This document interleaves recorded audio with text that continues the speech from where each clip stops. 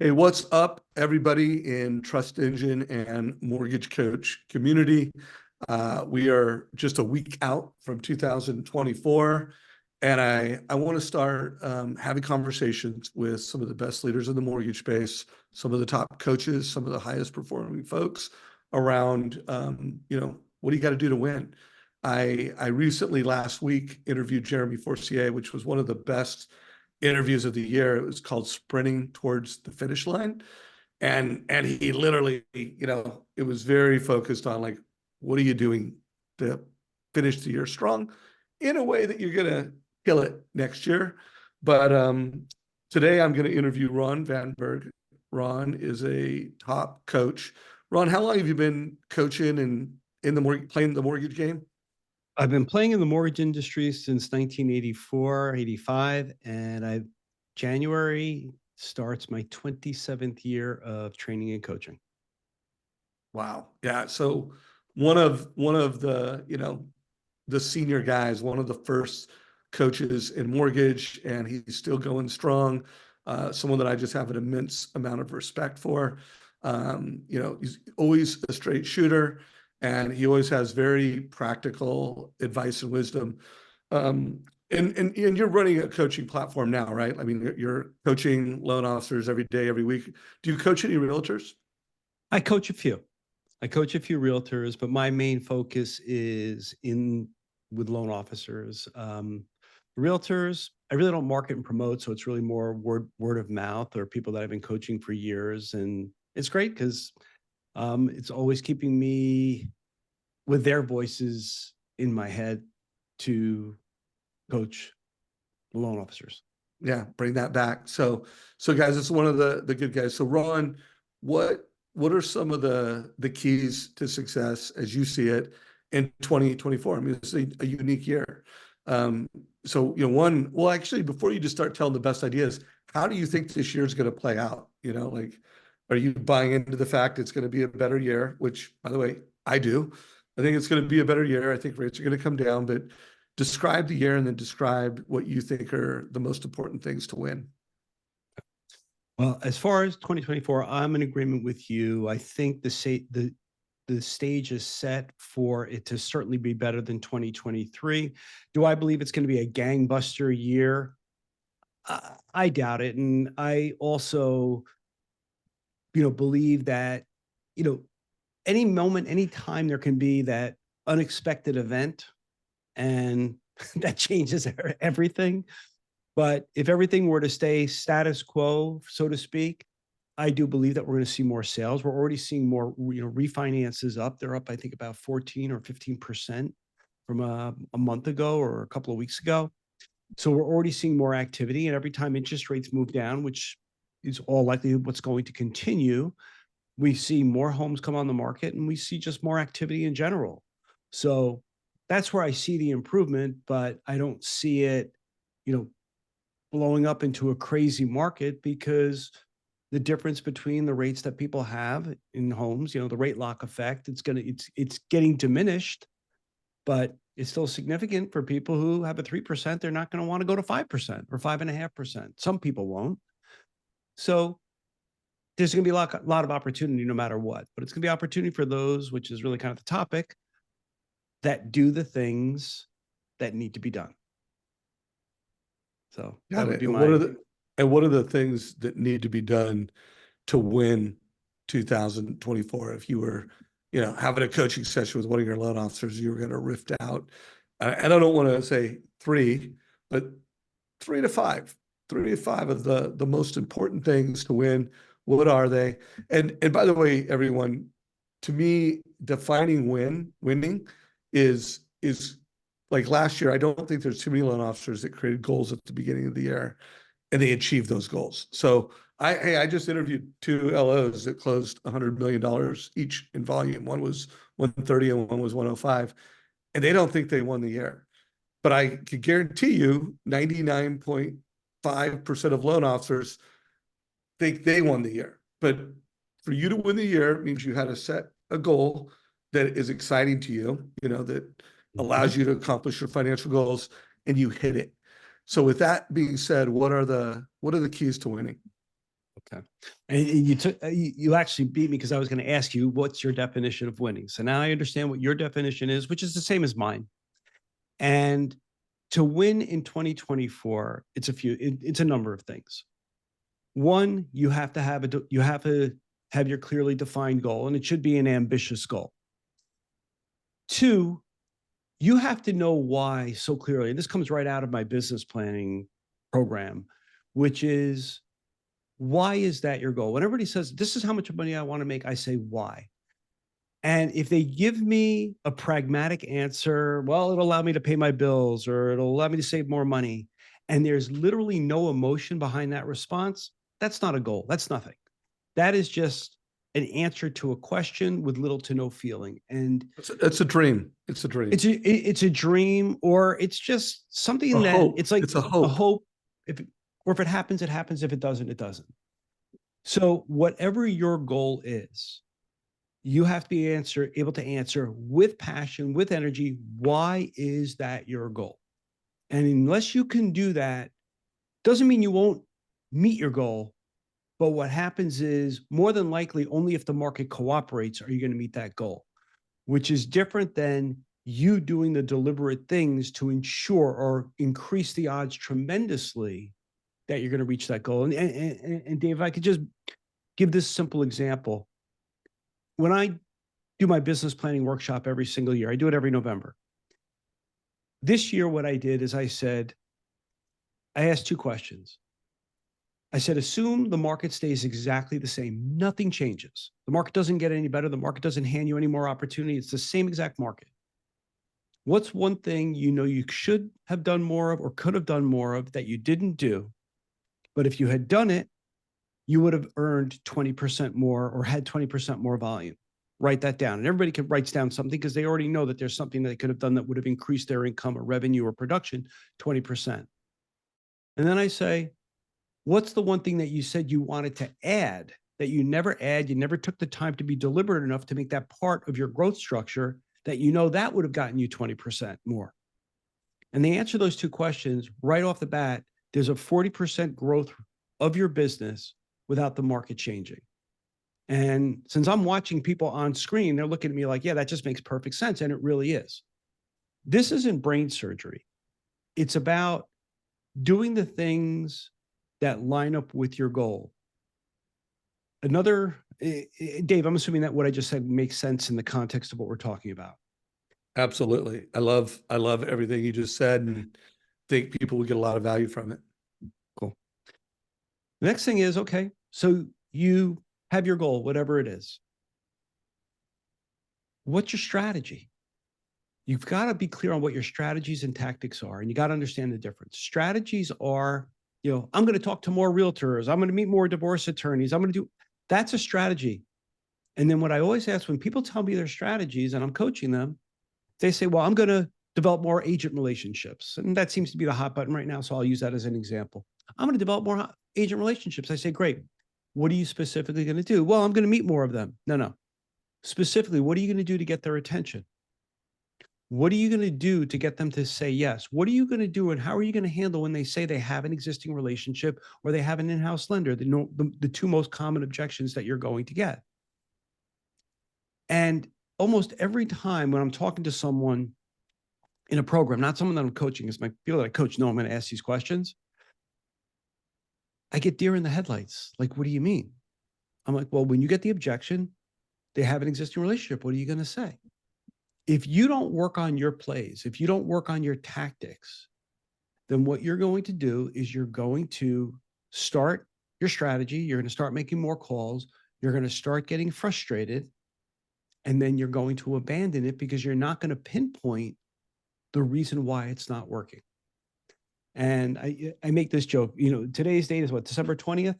Okay. I've been at my gym for 22 years and I'm one of those 5 a.m.ers. So I'm there between 5 and 5:30 almost every day, but any day I go, I'm there between 5 and 5:30.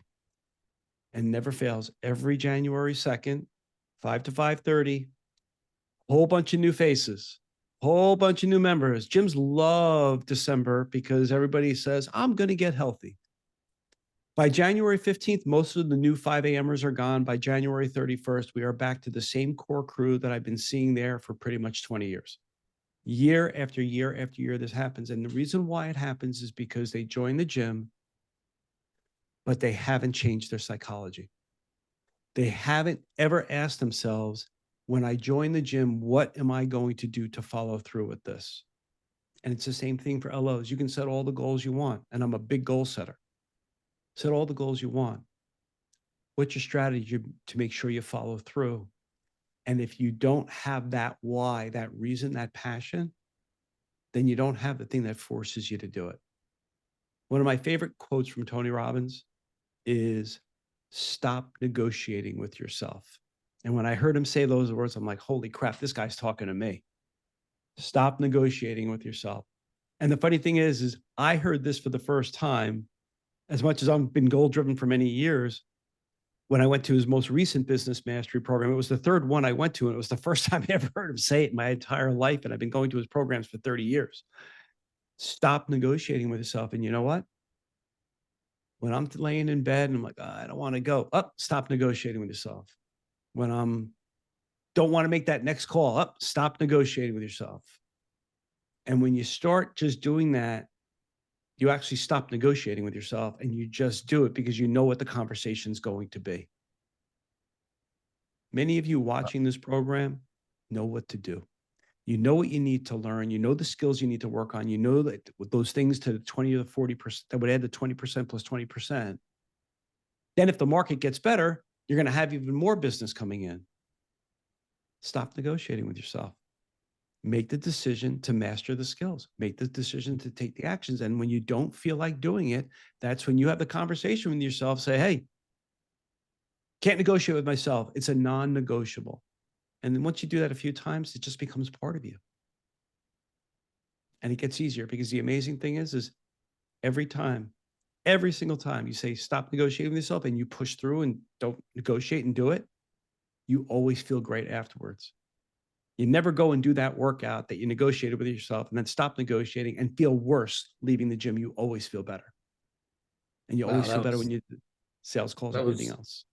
That was so powerful. And I have like a sequence of questions I want to ask to net this out. So I just wrote down the quote, stop negotiating yourself.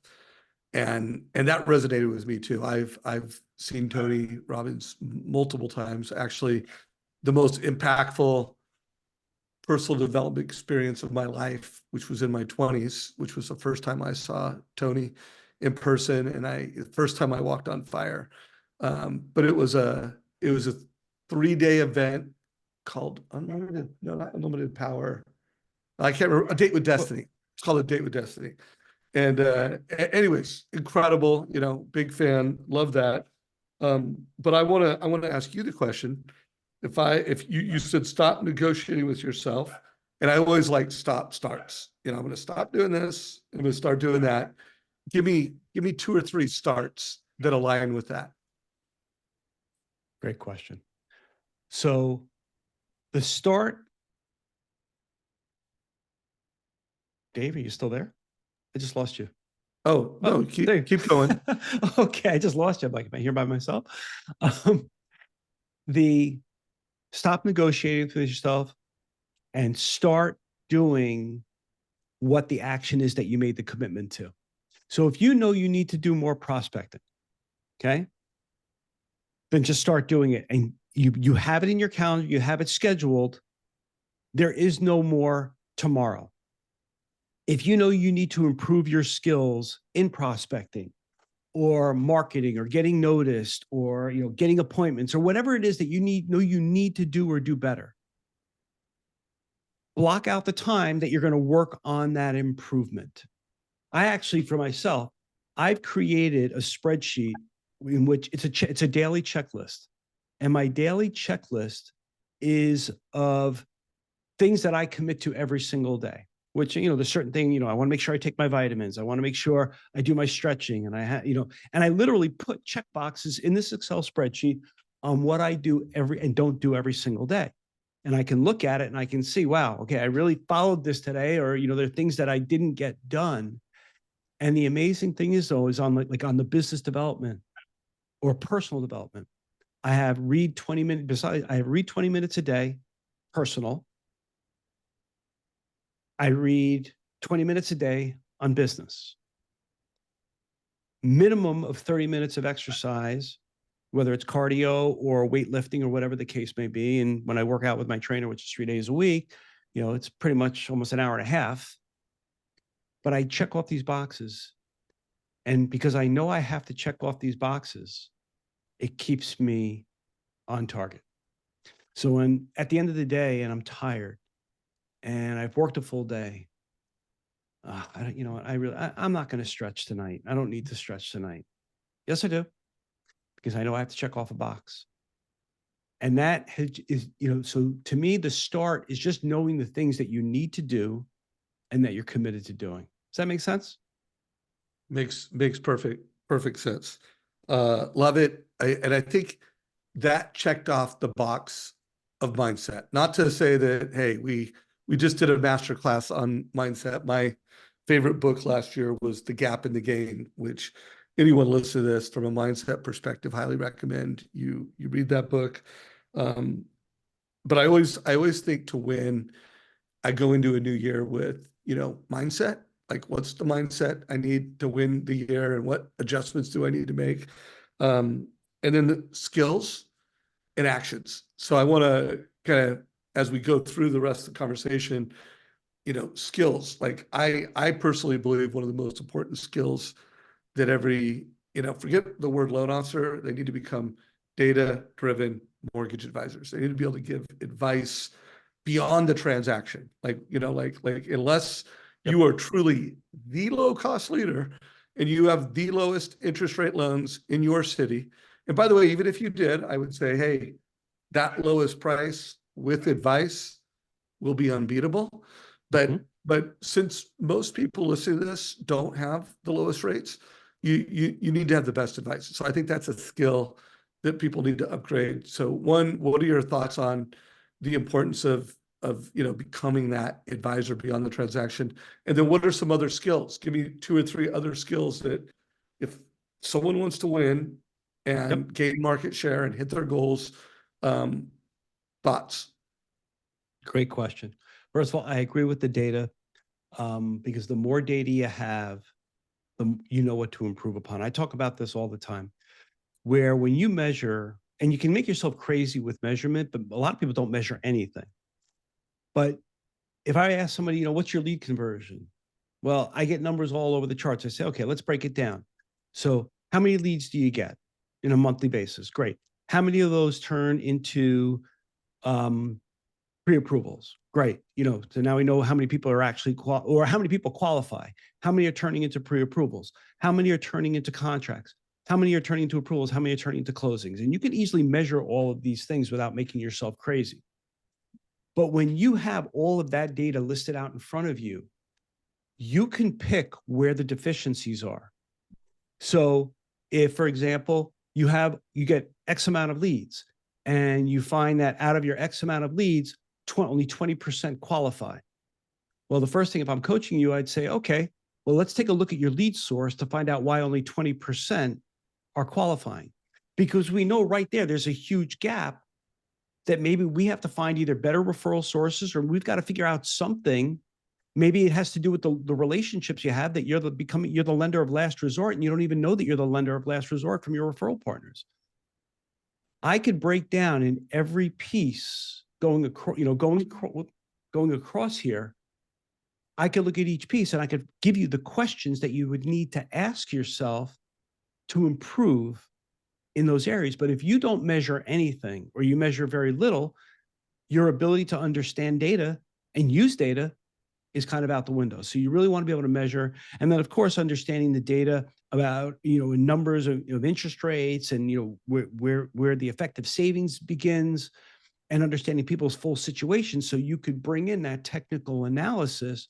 All of those things make you an unstoppable force, regardless of what interest rates you're talking about, because you're now an advisor. So the importance of data comes in so many different places, but recording data for the sake of recording data and never looking at it is a waste of time. But the more data points you have, and the more you isolate in between each data point, you can figure out where your deficiencies are and then work. This week, I'm going to work on the deficiency here. This week, I'm going to work here. I'm going to work here. I'm going to work here. And you keep doing that. And guess what? You've now had massive improvement. If you did that on a cycle of 5, 6, 7 weeks, depending on how many data points, and you worked on a different data point every week, and let's say there were 7 data points, you worked on filling those gaps, and imagine where your business is 7 weeks from now. You're converting more loans. You've improved your lead quality. You're getting more pre-approvals. You're getting more loan approvals. You're getting more contracts. You can really measure all of this without making yourself insane. So data is very important. If you were to ask me, what is the number one skill that is the biggest game changer? It's your ability to ask questions. Loan officers are great at asking questions about income, asset, and credit and qualifying. Every loan officer knows how to do that. If you don't know how to do that, I really kind of wonder what you're doing.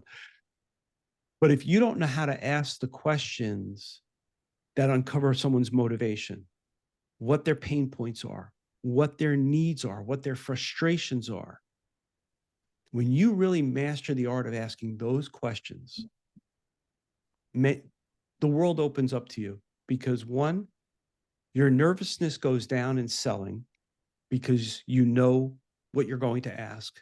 2, you prepare for the answers. And I'll just give this simple example. This is the easiest example because this is one of the biggest ones that gets in the way of people prospecting, especially for agents. I asked them, I go, what do you say when an agent says, I have an existing relationship or I have an in-house lender? And I'm amazed at how many people just look at me deer in the headlights and have no idea how to answer that. Well, if there's something they can't do, maybe I could take a look at it. Well, you just relegated yourself to the garbage dump of leads. But if I know a realtor is going to say that, and they say, I have an existing relationship, my response, I can't give the whole thing here because we don't have time. It's a whole training. But I'd say, I appreciate you being honest with me. I expected that you did have a relationship. The reason I'm reaching out to you is blank. And that's my positioning statement that gives me attention, or your attention to me. The realtor was expecting to get rid of me by saying, I have an existing relationship.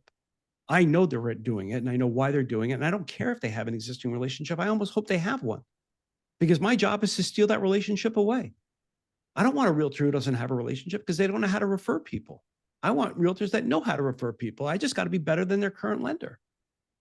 And when I say better than current lender, not necessarily in financing, because that's the easy part. I have to get to them to perceive that me as a loan officer, I'm better and I'm going to serve them. So when I have all these different ideas on how I'm going to support and help them, I can just say, I appreciate you being honest with me. I expected that you did. The reason I'm reaching out to you, or the reason for my call, or the reason my whatever, is I was hoping I could ask you a question. That's called a pattern interrupt because they don't know what to do with that because I didn't give them the response that 99 out of 100 loan officers would give them, which is that they would just fold. I'm taking control of the conversation. And if I take the control of the conversation, now I'm controlling where we go because the moment you start getting somebody answering questions, you're in complete control. So mastering the art of asking questions and preparing for the most common objections that you're going to get from whomever it's going to be, whether it's borrowers, whether it's realtors, whether it's attorneys, whomever you're prospecting with, it's that preparation.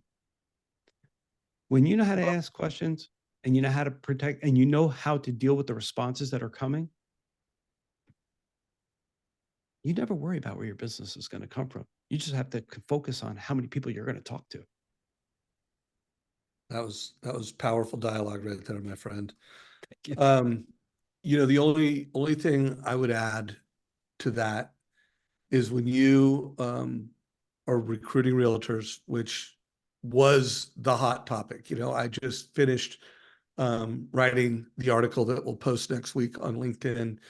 And every year I go through, I interview over 100 people every year. So I've done over 100 interviews last year. And I always put out an article on the top 12. Some months, some years it's top 10, some years it's top 15. This year it's going to be top 12. And 5 out of the top 12 had the word realtor in it. They were, how to win with realtors. So that was a 2023 trend. And I'm telling you what, guys, it's going to be just as big, if not a bigger trend in 2024, because there's a tremendous amount of chaos and change happening in the real estate space.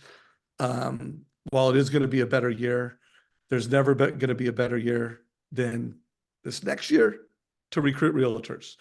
And here's the thing: every realtor out there, like never before, has to justify why are they worth 3 points? Why are they worth 3%? Especially buyers agents. Over the next 2 years, they're going to be, re-engineering their value prop. There's going to be new players coming in. Why am I worth that? And so the thing I would add to what Ron said is, and I love that you said it, it's not about the transaction. It's not about the finance business. It's about being more valuable to that agent to help them close more business, being an extension of their sales process, to be able to say, you know what, I'm going to improve your conversion.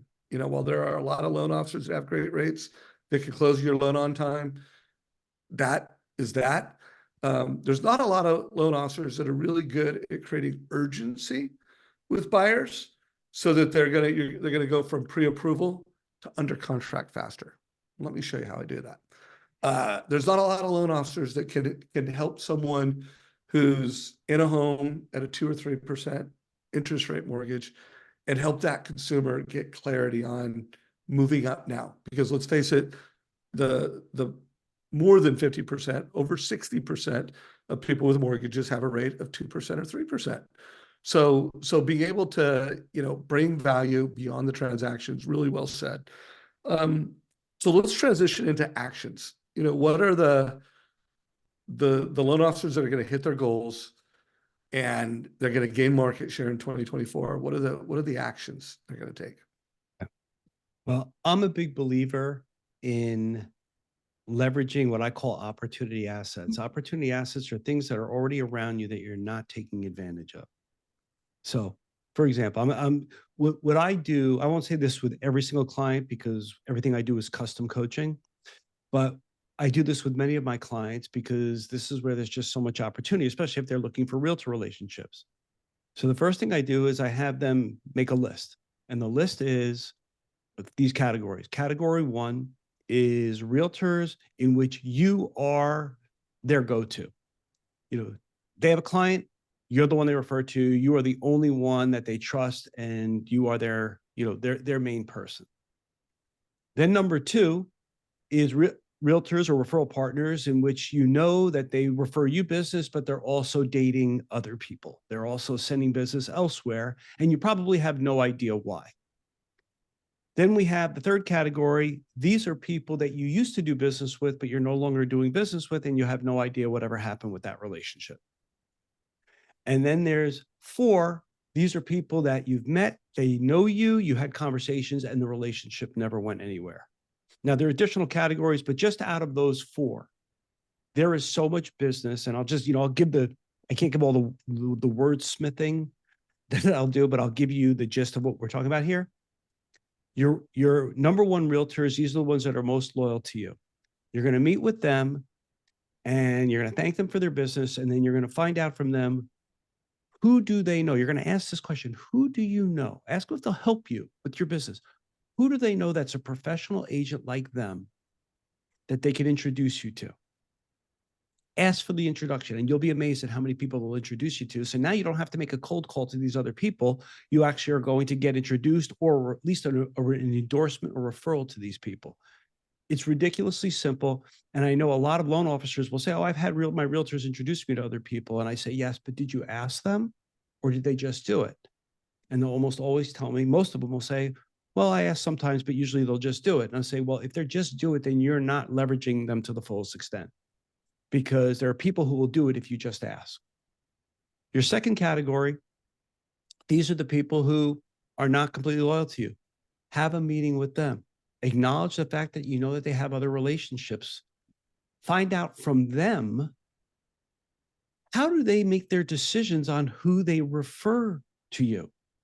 Because you might find out that they've pigeonholed you into a category, and these reasons that they're recommending these other realtors is because these other loan officers is because for some reason they didn't think you did this, or they misidentified you.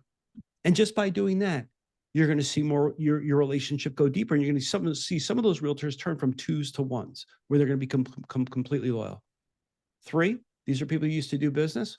Call them up, apologize to them, saying, I think I owe you an apology because we used to do business together. I'm wondering if I dropped the ball. I'm not calling to ask you for business. I'm just wondering if you would be honest with me and tell me what happened. And you know what? When you give people an opportunity to vent, it builds trust. It repairs relationships. Does it work with everybody? No. Does it work with referral partners? Yes. And that becomes more referral partners. And then people that you had met with in the past, revisit that meeting and just say, yo, we had a great meeting. What do you think happened? When you come from a place of really being inquisitive, being curious to find out what happened, you'll be blown away by the responses you get. You're going to learn so much about how to improve your relationships, how to improve your presentation. And the great thing about it is you don't have to talk. All you have to do is listen. You asked me a question earlier, Dave, what is one of the things that people have to do heading into 2024 to have a better year? Be a better listener. Most loan officers spend their presentation time waiting for their next chance to talk. Stop worrying about what you're going to say. Focus on what you're going to ask, and then focus on what people say to you. Because if you ask great questions, which is what I'm all about, it's what I teach every single day. When you ask great questions, your prospect, borrower, referral partner will tell you everything you need to know. But you have to know all the questions to ask. And there aren't that many, but they're extremely powerful. So couldn't agree more with the power of questions. I had an opportunity to have probably about a 5-minute conversation with Larry King. We both spoke at the same event years ago, and I got a chance to walk with him after he spoke and talked to him for about 2 minutes, and then took a picture with him at another 2 minutes. And I asked him, what's the best question, Larry? And he just so quick, kind of chuckled as he said it. And he's like, the question after the question is always the best question. So just as a reminder to everyone, you can't even ask the question after the question if you're not really listening. Like in order to do that, and those are always the best question when you really start getting to know someone, you're connecting emotionally, and you're getting to the core needs of that consumer. And the more that, I've interviewed over 1,000 top producing loan officers now over the course of my career, and they all tailor, they ask great questions, they teach, and you can't teach someone something if you didn't ask great question, listen, and teach, and then they lead. They are leaders. Tailor, teach, lead, and control.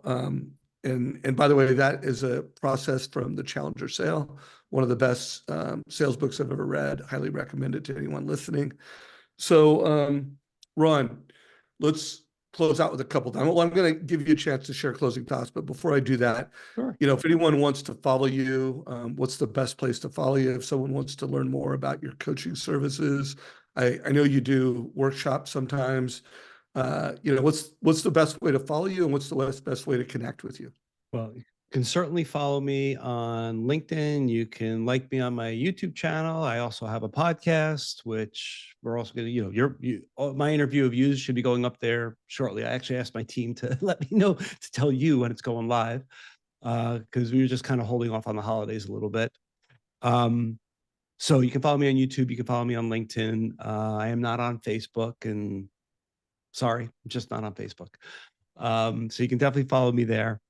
As far as to find out about my coaching services, just email me. Email me, ron@ronvaimberg.com. ron@ronvaimberg.com. People often ask me, about coaching or what have you. And I'm not going to sell coaching here because nobody can just sign up for coaching anyway. But I just let everybody know. Everybody's always surprised to hear this. I go, well, they're like, who's going to coach me? I'm like, well, I am. Well, don't you have a team of coaches? I'm like, no, because I don't believe in the one size fits all coaching model. I believe in custom coaching, and who better to do custom coaching with you and strategizing with you than me? because it's not one size fits all. We have to go to where you're at. And that's how you get the results really fast, by going where you're at, not where the coach wants you to be. So that's how people get a hold of me. I'd be happy to have a conversation with anybody who is serious about how they want to grow business. If you want to master the art of asking questions, just want everybody to understand nothing's hard. I don't teach anything that's hard. I love simple, but you still have to put in the effort. You don't have to work hard. You just have to do what needs to be done, because this really isn't hard. And stop negotiating with yourself. And stop There you negotiating with go. yourself. So closing thoughts, my friend. Anything you want to close out this call today on? Yeah, it's something that one of my longest standing clients shared with me the other day. Good, very big producer. Guy he just does what needs to be done. He's been around a long time, and we've become great friends over the years. And he's in Yuma, Arizona. And we were talking, and this happened 2 days ago. And we talk every week. And we were talking about, what it takes to succeed and people in his company and what have you. And he said something. He goes, Ron, I look out the window, and outside my window, he goes, I start from 8 o'clock in the morning and I'll go till 6 or 7 o'clock at night, 5 or 6 days a week. He goes, I look out my window and I see people picking lettuce in the fields by hand from 8 a.m. or 7 a.m. till 7 at night. We're both working the same amount of hours, but they're working, I'm not. What they do is work. What I do is I just help people, and I think. And I sat and I'm like, wow. I go, you know what? That's really amazing.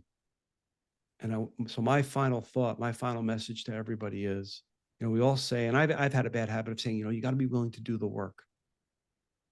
You just have to be willing to do what needs to be done, because this isn't hard, and none of it's hard to learn. But just don't try to do it all at once. Build it one floor, the same way you build a building, one floor at a time. Build your business one skill at a time. And you'll be amazed at where you are 90 days from now. And it's not about 90 days to develop a habit. It's just 90 days of working on your business, and your business has to change. It has to improve. Yeah, hearing how that top producer answered that question just reminds me that, when I think back of all the interviews that I've done, the best of the best, they just care the most. They care about helping people in really profound ways. And they really care about being the best, like they don't want to be the best. They need to be the best. They care about it. So I love that answer. I've also been doing a series of interviews called Purpose and Profits, because I find that when you get a purpose that's bigger than the profits grow, confidence grows, joy for what you do grows. I hope everybody got a lot of value from this. My Trust Engine has a website, trustengine/10x. That's really all about helping loan officers be the best advisor they can. And then also, be sure to check out First Home IQ, a nonprofit dedicated to turn loan officers into the first responders of the financial literacy crisis, and really help loan officers educate Gen Z, high school, college, pretty much everybody before their 20s should come into the world understanding how to plan for home ownership, or when it's right for them. So Ron, dude, I really appreciate this. You shared a lot of wisdom. You had some pretty unique answers. I've interviewed a lot of coaches, and you had a different slant, as I expected. Anyone listening to this will have his contact, his email down below. There'll be a link. So if you're watching this in YouTube, which most of you are, there'll be a link for Ron. Please share this with your mortgage friends, share this with other leaders. Ron, anything else before we wrap? If you are a force for amazement and greatness in this industry, and we've known each other for so many years, it's an honor and a privilege to be interviewed by you. I know we did this once before, and, just seeing what you do. And now, talking about the nonprofit and everything else, which are all things that are newer for you. You're all about giving that value. And I just, anybody who is watching this needs to appreciate what it is that you do and what you bring to the mortgage industry, because it's not just knowledge, it's caring. So I'm grateful to be part of that. So thank you for having me. Well, thank you for saying that. And, I got these words, so I stole it from Jeremy, because his words for this year, he said, my 2 words for this year are obsessed and impact. And again, just another example of a top producer who's obsessed with impact. And those are my 2 words this year. I'd never heard that put together, but I'm like, dude, that's what I am. I'm obsessed with impact. So thank you, Ron. I appreciate you. I know you're the same way. Let's rock it out. Have a great close to the year. Happy holidays. Same to Anyone you. listening, Merry Christmas, Happy Holidays, and Happy New Year. Take care, my brother. Take care. Thank you, bud. All right. Thank you.